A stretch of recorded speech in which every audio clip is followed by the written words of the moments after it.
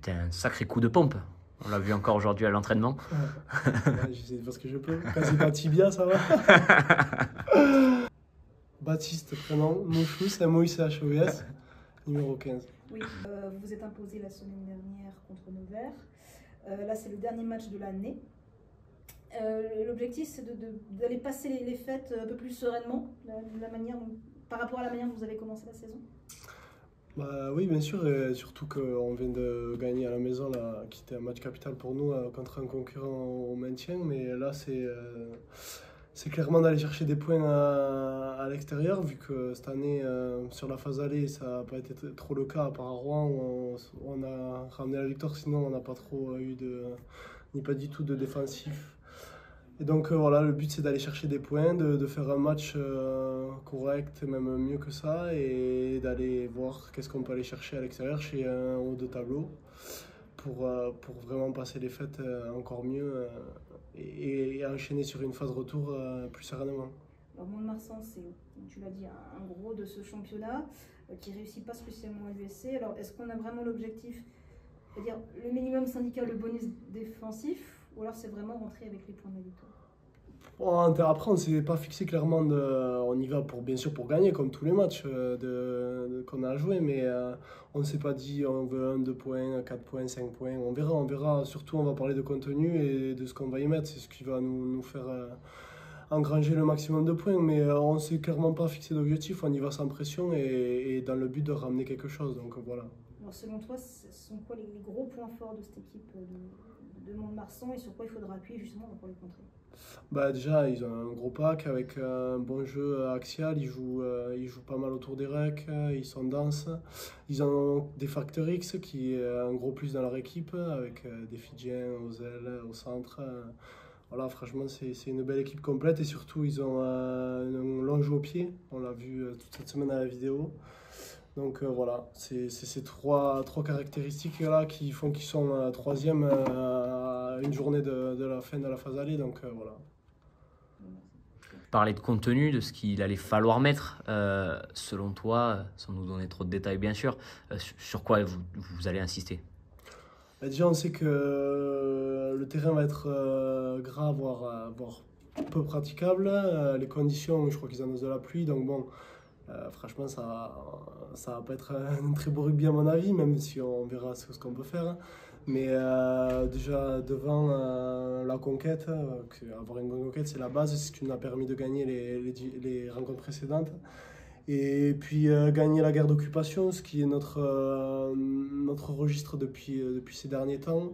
Et voilà, on verra sur les ballons de récup et sur quelques ballons qu'il y a à jouer ce qu'on peut faire dans des conditions qui vont pas être faciles, mais bon, on verra. Et surtout, ouais, que les gros, je sais qu'en ce moment, franchement, ils nous font un sacré boulot. Donc ça, plus de l'occupation, ça sera les clés sûrement avec ces conditions difficiles dans la période hivernale, là, pas évidente. Pour moi, la Pro D2 se joue de novembre au mois de mars. Donc il y aura un terrain qui sera, je pense, assez éméché, assez boueux. On l'a vu quand il jouait contre Nevers, il a plu toute la semaine. Donc voilà, ça peut un petit peu niveler les choses. Et surtout, ce qui sera important, c'est respecter le cadre de la stratégie. Alors bien entendu, il y a l'état d'esprit, mais l'état d'esprit, c'est le SMIC quand tu joues au rugby. Donc ce qui sera important, c'est vraiment voilà, de batailler, de tenir le bras de fer et surtout rester dans le cadre qu'on s'est fixé. Aussi à nous de saisir le momentum. Je pense que le dernier déplacement à Aix-en-Provence, par exemple, qui a été de qualité dans les intentions qu'on s'est procuré pour entrer dans le cadre adverse et dans la zone de marque, mais où on n'a pas su saisir le momentum, où on n'a pas su saisir les zones de marque quand il le fallait, ce qui nous fait défaut à la fin du match. Donc je ne sais pas si on aura autant d'occasions. En tout cas, il va falloir se montrer ambitieux et quelle que soit la forme de jeu qui va être utilisée ou développée, c'est lorsqu'on se présentera devant la ligne de Mont-de-Marsan, il va falloir repartir avec des points. Reinhard Landman a écopé d'un carton jaune au dernier match. Il va être suspendu vendredi si je ne dis pas de bêtises. Comment on s'est réorganisé du côté des gros cette semaine?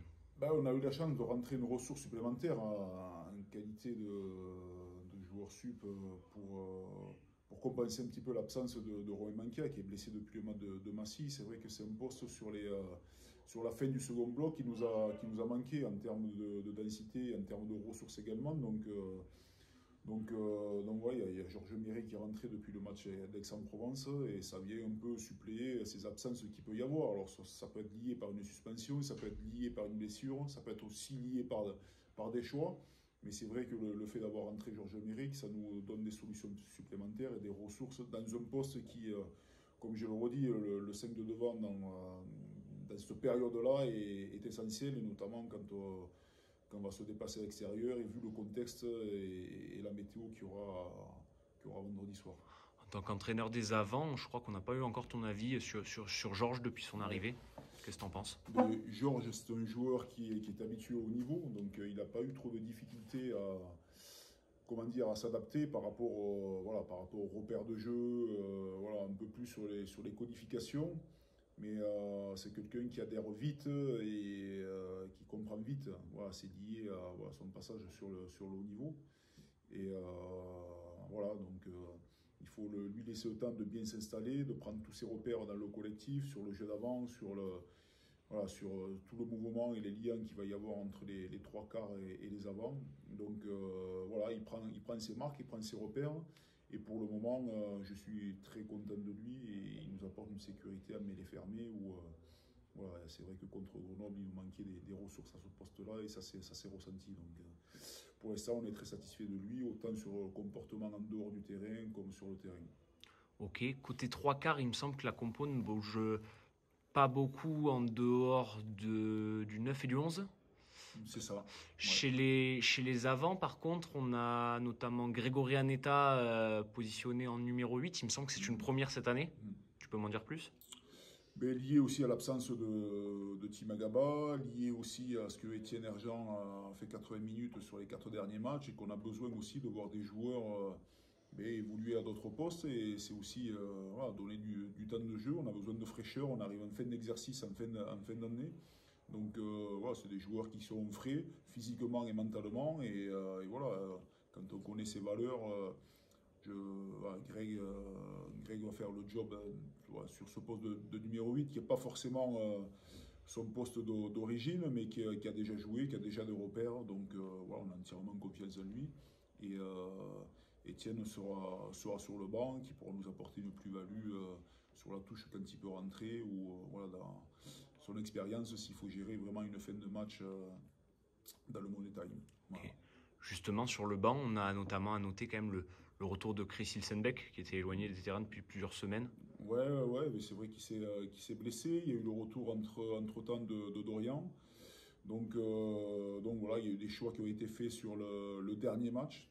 Parce que l'avant-dernier, il n'était pas encore tout à fait opérationnel à 100%. Il y a eu un choix qui a été fait sur le dernier match, puisqu'on est parti en 6-2. On a fait des choix et voilà, il revient, il va réapparaître sur la feuille de match. Et il aura sûrement l'opportunité lui, c'est pareil, qui est un peu en manque de temps de jeu lié à sa blessure et il a besoin de pratiquer pour prendre ses repères et quand il va rentrer, lui aussi, nous apporter une plus-value avec ses points forts. Ok, et puis autre petit point de détail concernant le banc, on a vu deux petits jeunes alignés, Guillaume Vettor et Mehmet Kilikaya, qui s'entraînent avec le groupe pro depuis un moment maintenant, qui était dans l'équipe qui s'est qualifiée, je crois contre Béziers le week-end dernier avec l'équipe Espoir.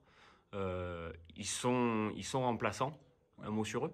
Ouais, écoute, Mehmet et Guillaume font partie du groupe élargi pro, puisqu'ils sont là de façon permanente et ils basculent après pour faire les matchs avec les Espoirs. Donc ils ont fait toute la prépa, ils ont fait les matchs de préparation avec le groupe pro, ils s'entraînent quotidiennement avec le groupe pro, donc voilà, ils méritent, il y a une opportunité pour eux. Donc en toute logique, en toute cohérence, ils méritent de figurer sur la feuille de match, liés à des blessures, mais à eux de saisir l'opportunité. Guillaume a eu la chance de rentrer 20 minutes contre Grenoble à domicile. Mehmet n'a pas eu encore l'occasion, mais s'accroche, il travaille fort. Tous les deux, ils sont vraiment impliqués. Donc voilà, à eux d'aller se le chercher un petit peu et prouver qu'on peut leur faire confiance. Ok. Côté Montois, j'imagine que vous avez un peu regardé. J'ai lu dans la presse qu'il y avait des absents dans le pack, notamment en deuxième, en troisième ligne.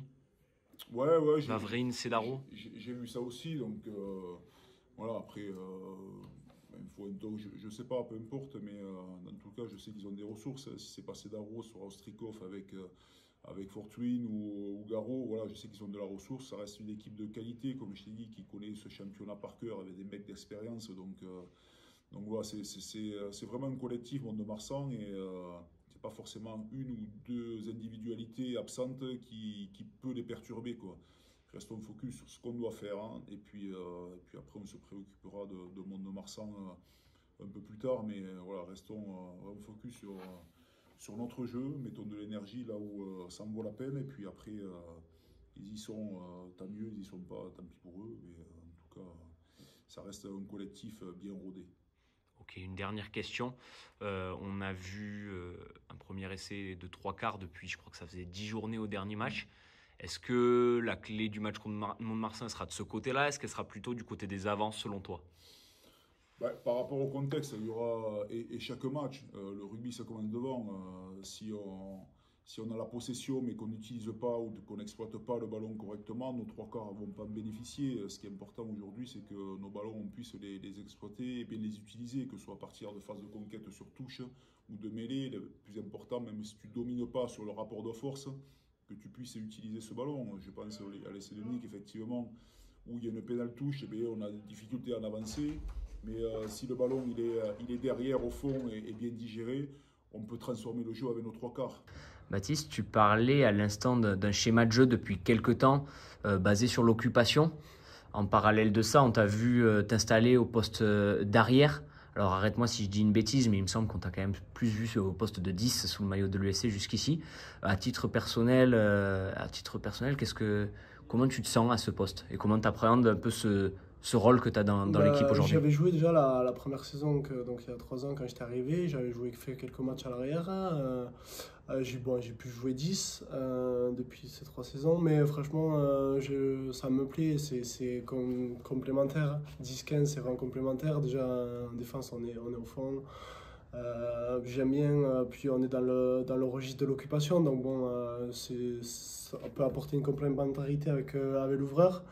Et franchement, je m'y sens bien et c'est un poste qui me plaît. Bon, des fois, j'aimerais avoir plus de ballons, mais comme tous les joueurs, mais franchement, c'est un poste qui me plaît et j'ai envie de continuer à y jouer. J'aime bien. Putain, un sacré coup de pompe. On l'a vu encore aujourd'hui à l'entraînement. Ouais, j'essaie de faire ce que je peux. Quand c'est pas tibia, ça va. Allez, pour moi, c'est bon, Pauline. Allez, merci beaucoup. Merci à toi, Baptiste.